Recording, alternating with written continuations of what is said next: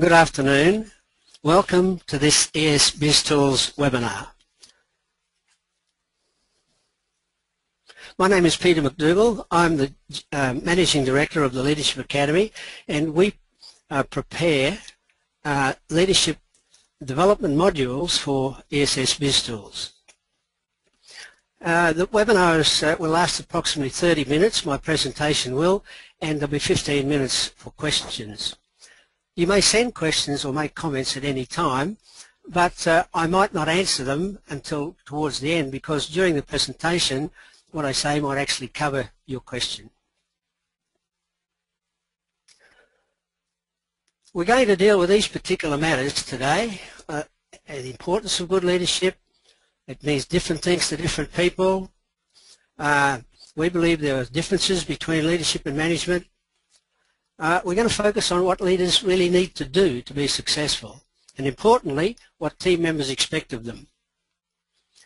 We're going to look at the basic attitudes and behaviours that leaders need, and we're going to have an overview of the ESS BIZTOOL Leadership Development modules that are available from the BIZTOOLS website.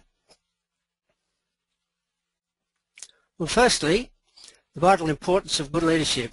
I've underlined all aspects of human endeavour because in my experience in working with leaders not only in Australia but also in Indonesia, Thailand and Vietnam, that good leadership is vital irrespective of the size of the business or the culture of any particular country, or in fact the culture of organisations.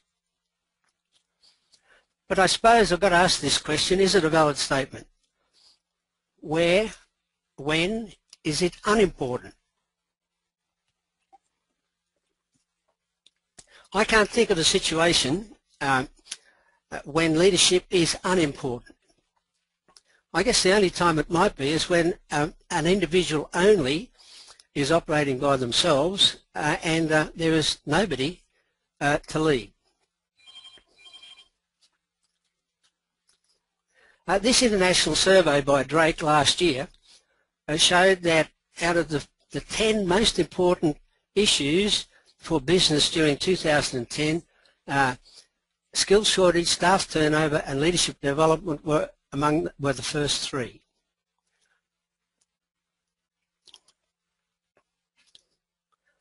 We're also going to look at whether it's still applicable. Is that survey still applicable? Well, in 2011, we have a two-speed economy in Australia. The two-speed economy fluctuates between the west and the east and from south to the north. So in our view, it's certainly those three still are needed. Now, we believe that good leadership, the third forecast, will minimise the negative effects of the first two.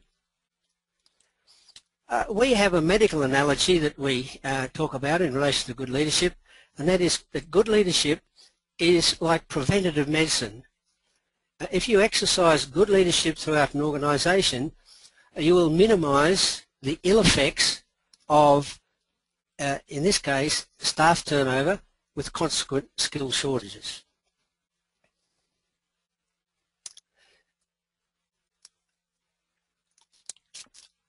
Leadership is one of the most used words in the English language, and in fact in many other languages as well. And we believe that it does mean things, it can mean different things to different people. For example, people in positions of power and authority, for example the people I've listed there, are automatically looked at as being leaders. Well, they have the power of the position and the authority vested in that position, but that doesn't necessarily mean to say that they are good leaders. I think we've got many examples of CEOs and certainly politicians and generals perhaps who have not been really good leaders. Entrepreneurs also often seen as being leaders. They're leaders because they're doing something that hasn't been done before within their own area of activity. So just being an entrepreneur, people say, entrepreneur, that's good leadership. There's sports stars, certainly in team leadership positions, in leadership groups, and their coaches are seen as leaders. Now, some of them are good leaders, but sadly we have some examples of not very good leadership amongst sports stars.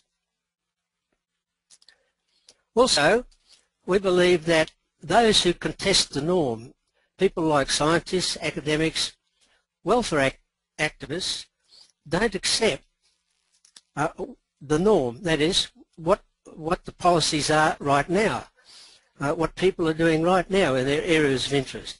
So they're searching for new ways of doing things. And they are seen as leaders as well.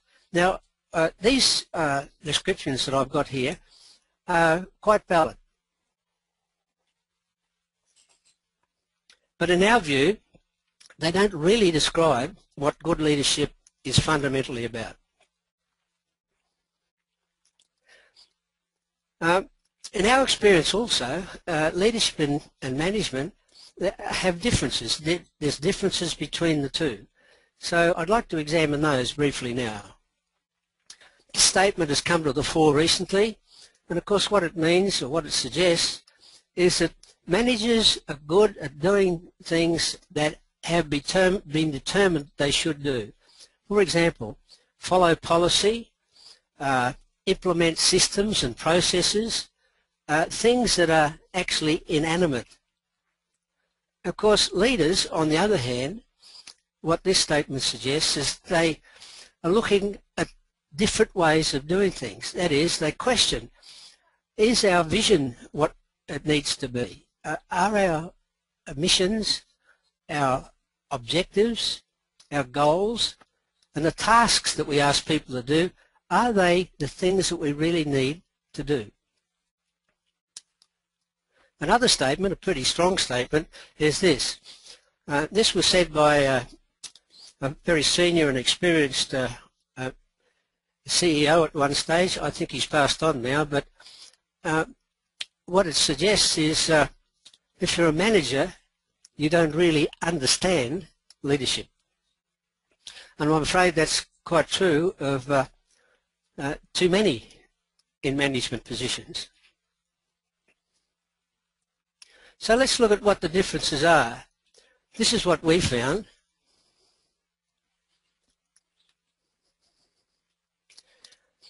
As I said before, managers focus on making sure that things like systems, processes and so on, procedures, inanimate things are being done right in the correct way. And it's quite valid that they should do that. And management is an important activity in any organisation. Leadership, on the other hand, is about people. It's about creating the environment which people, team members, work willingly together. And leaders don't work by themselves. They work with and through other people in their teams.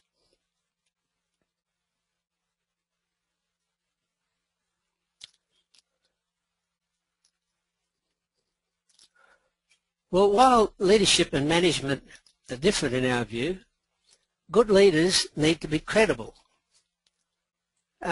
Team members working for a leader will view what the leader knows about the business that they are conducting. So from a management point of view, leaders certainly have to have expertise that is credible to the people that they're leading. And we believe anyone, irrespective of the size of the team, the size of the business, anybody who exercises supervision of others needs to lead people rather than just manage or supervise what they do.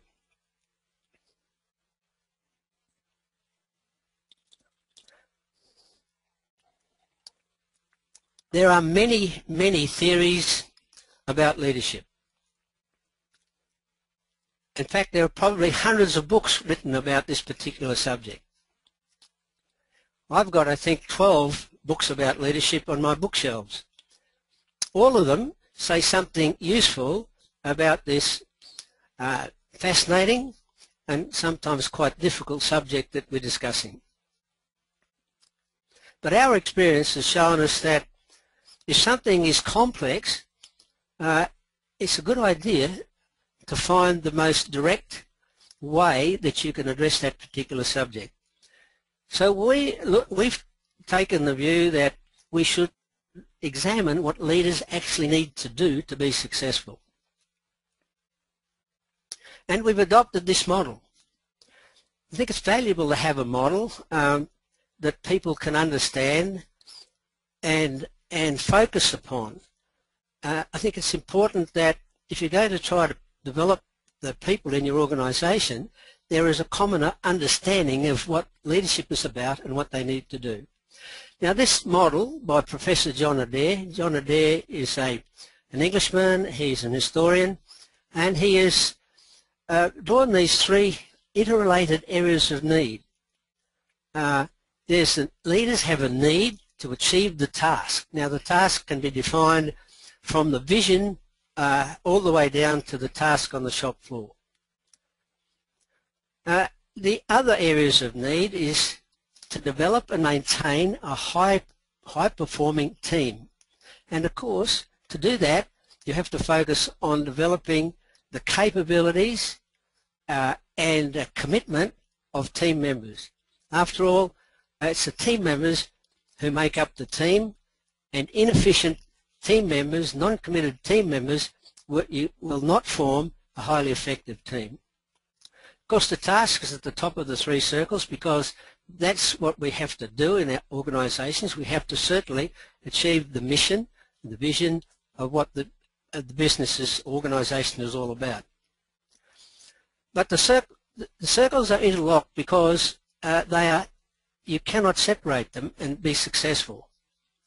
I know that at times businesses have to focus totally on the task. And I guess in an accountancy business, that time is towards the end of the financial year and the beginning of the new financial year, the task becomes paramount.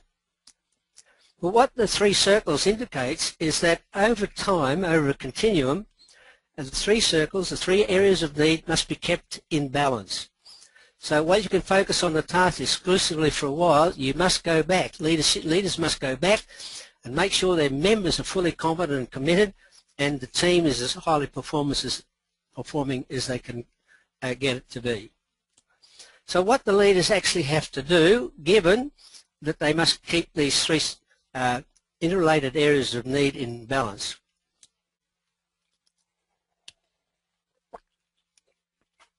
Anybody who's studied management at all will see that defining the task, planning, organising, communicating, controlling and evaluating are also management functions. Now, the reason we like this particular model is because we're not trying to teach leadership in terms of vagaries about some people talk about the religious approach to developing leaders. We're not talking about something that's ephemeral. We're talking about developing leaders within the reality of management. But leaders, for example, in defining the task, will not say, well, this is what I define the task to be, or this is what I define the mission and so on to be. They will involve the others within their organisation in defining the task, particularly goals, objectives, and down to defining precisely what tasks need to be carried out. They'll do the same sort of thing. They'll involve people, competent people, in helping them with the plan and organising what needs to be done to implement the plan. They'll involve other people throughout their team in communicating, controlling and evaluating. By doing so, they encourage ownership of what needs to be done. In terms of communication, it's so important that we call it the glue that holds teams together. I've never seen a highly effective team where the members are not communicating well amongst each other, never seen it achieve what they need to achieve. By controlling, we don't mean top-down only control. You can exercise control by delegating throughout an organisation, and associated with that, of course, is evaluating as well. By involving people, you naturally, it helps motivate people towards working willingly together to achieve the common tasks. The last on the list is setting the example. Leaders can encourage people throughout their team or their organisation to set good examples, but only the leader can set their own example. The leader cannot ask anybody else to set their own example.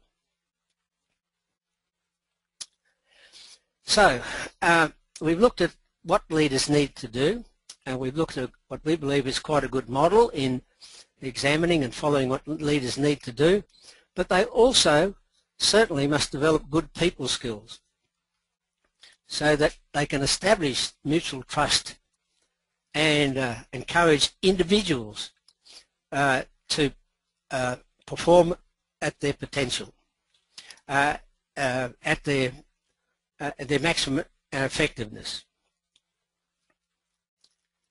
So let's look at some of the attitudes and behaviours that people in the past have said that leaders need. But firstly, there's a couple of statements here that I want to show you about the change in thinking about leadership from the past. No longer does the omnipotent or omnipresent boss achieve it all by him or herself. This is an interesting statement which is now very relevant.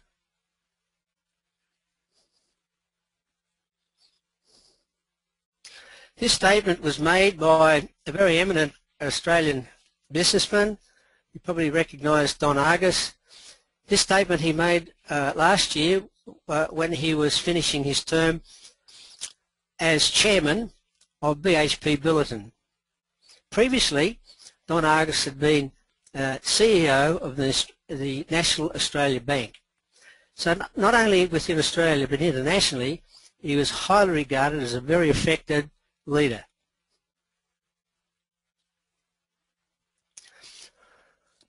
So what the team members look for in their leaders, these points I'm going to bring up here now, 10 of them, are what we call the clues. These are the clues to whether a leader or how good a leader is. Reason and purpose, feedback, open and honestly discuss issues, recognition, an interest in members other than work activities. I guess that I don't mean by interfering with what people do other than at work, but just keeping an eye on what the team member is doing in other than work. They might take an interest in the family, birthdays, sport, study that the person is doing, just to show their interest.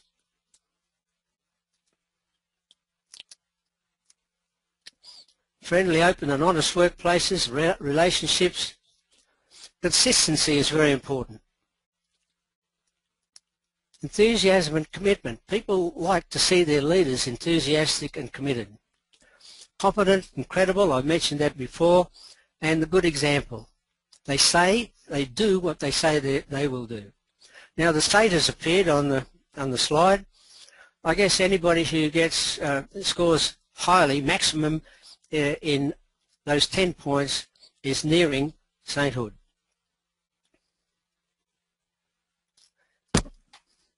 Now, previously, leadership was studied basically by examining leader qualities and characteristics. Well, here are some of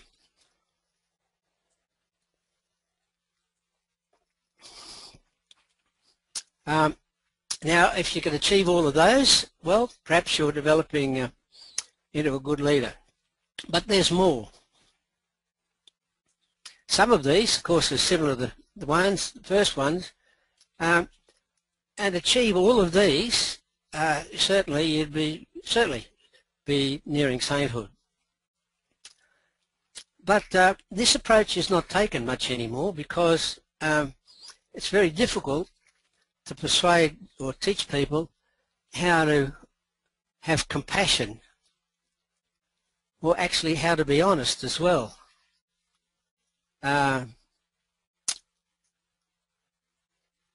It's also difficult to get them to accept some of this advice. However, we believe that basic people skills are certainly absolutely vital in developing good leadership. Now here's what we consider to be some basic considerations. People will expect you to do your best. They don't expect you to be perfect. This is a pretty fundamental statement that I was taught years ago when I was a young infantryman in an infantry battalion, and I was being promoted to corporal. I was advised to be fair, firm and friendly, but to avoid being familiar. This is applicable, I think, at all levels of leadership. It's very important to be fair with people, despite the myriad differences there are between people. Leaders have to be firm from time to time. In fact, often have to be quite firm. They should be friendly. They mightn't naturally like to be friendly with some people, but they should at least show that they are open and willing to discuss issues. Avoiding being familiar was important for a young man, because for these reasons you had to gain respect of your team members, and being too familiar with individuals can breed contempt, not necessarily in that individual, but with other people in the team. Being too close, personally close, to one person in a team can upset the balance of that team as far as the other members are concerned. They don't see you being as fair. The last point, I've seen people who are popular appointed to leadership positions, but because they sometimes, in fact quite often, have to be firm about decisions that are taken, they are frightened or avoid making firm decisions because they don't like to lose their popularity. As long as you've got respect, you don't have to be popular. Now here's some key leadership skills that we believe that leaders need to work at developing. Of course, at the top of the list is leadership people skills. They need to understand teams and the dynamics of teams. Relationships and trust are vital. So all those are actually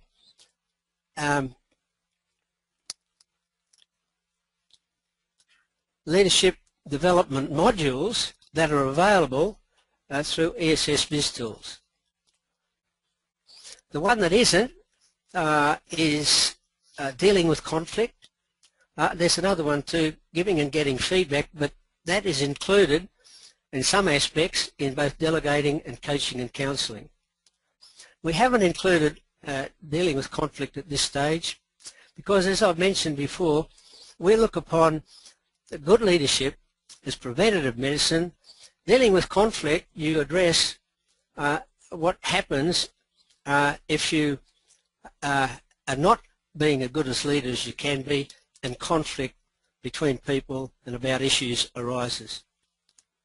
Still necessary, but we don't we don't believe it's the first consideration.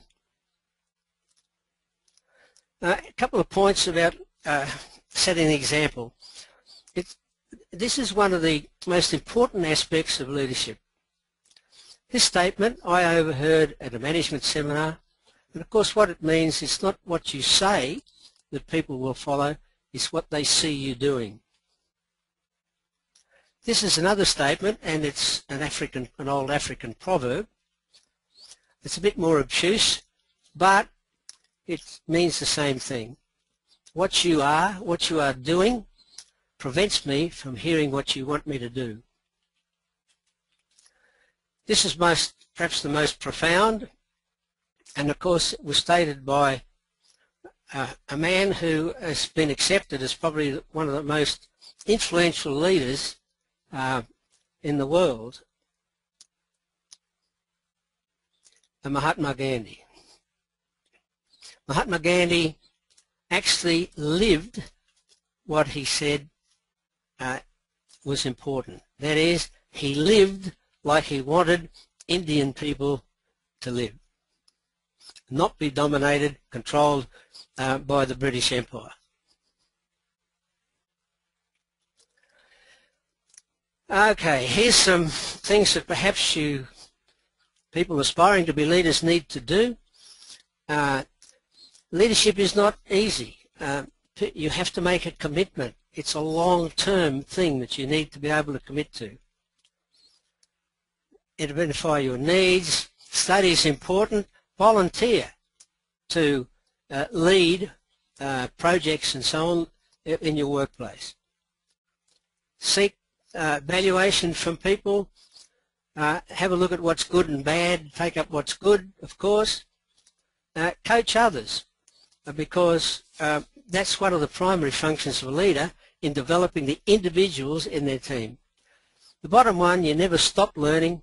I've certainly learnt that over the years, and I am still learning.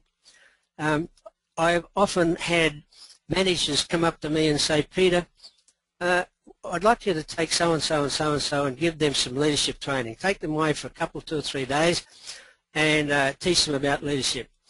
I've then said, well, would you come as well to set an example?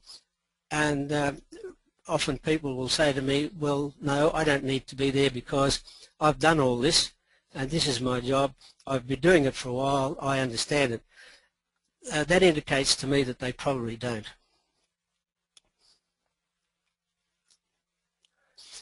Just some key points of what I've been saying.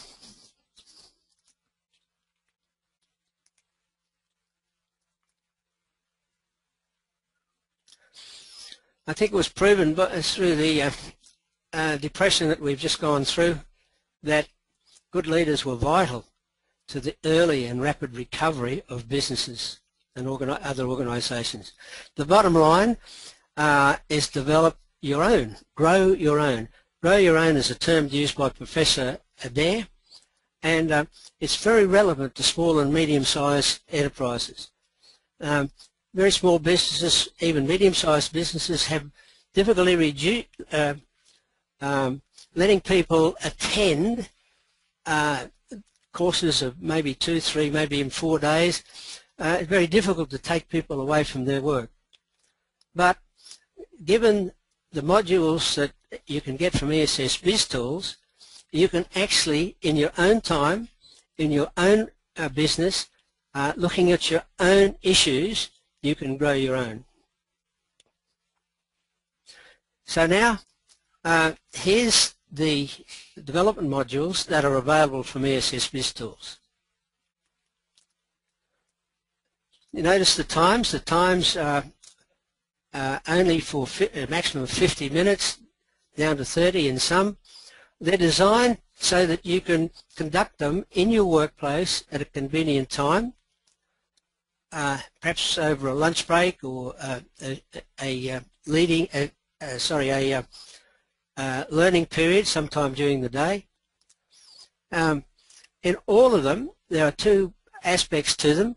There are 2 papers. The paper is a facilitator's guidance paper accompanied by the appropriate PowerPoint slides. That enables somebody in the organisation, particularly, preferably an experienced person, to actually sit down and work through the PowerPoint slides in a discussion, a relaxed discussion about, first of all, about teams and teamwork and so on. There is also a follow-up paper for participants. The reason for that is that it includes the background information that is in the facilitator's guidance paper so that the participants can take it away with also, of course, the PowerPoint slides, and in their own time go back over what's been discussed.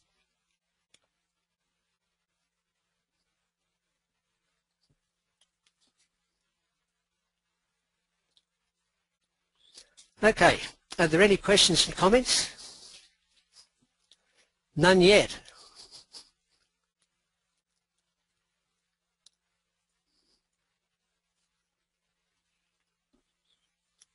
We'll go straight on. Okay. Well, thanks for participating. If there are any further questions or comments that you think about later, they'd be welcome. And you could, I think, perhaps email them to me directly at my address there. Now, the modules are available from BIZTOOls, as we've mentioned. We'll end this webinar by showing you where to access them. And included, of course, what you'll be able to see, you'll be able to get a preview of the executive summaries of each of the modules. Now, the pre-facilitation leadership survey is available as well, as is the problem-solving and decision-making module, and they are complementary. By the way, the pre-facilitation leadership survey is a useful instrument for establishing the situation in terms of leadership within an organisation, as it is now, and then as a benchmark, as a measure for further development. I would hope that in an organisation that uses the pre-facilitation leadership survey, the first person to undertake the survey, or one of the first, is actually the senior person in the organisation. That would be setting a good example. Now, you receive, as it says here, you receive an email with the two complementary modules from Marja very shortly.